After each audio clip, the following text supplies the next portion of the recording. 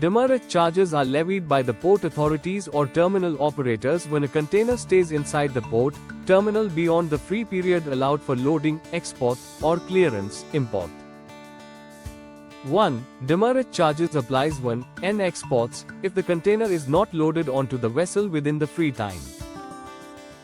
In imports, if the container is not cleared and removed from the port within the free time. Charged by shipping line on behalf of port or terminal operator location, inside port, terminal area small diamond 2. Detention charges definition. Detention charges are imposed by the shipping line when the container is outside the port, and the importer keeps it beyond the allowed free days. Applies when, in exports, if the container is taken out from the container yard for stuffing and not returned within the free period.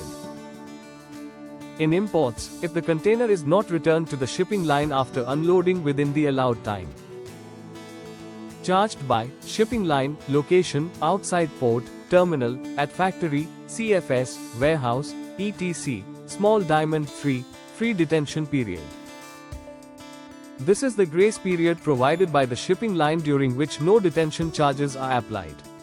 The duration may vary depending on shipping line policy, port, country regulations, type of cargo, negotiation by freight forwarder. In exports, exporter gets free days, commonly 5 to 7 days, to pick up empty container, stuff cargo, and return it to port. If delay happens, detention starts after free period expires. In imports, importer gets free days, commonly 5 to 7 days, after container is discharged from vessel to clear customs and return the empty container. If delay happens in unloading and returning the container, detention charges apply. Important notes.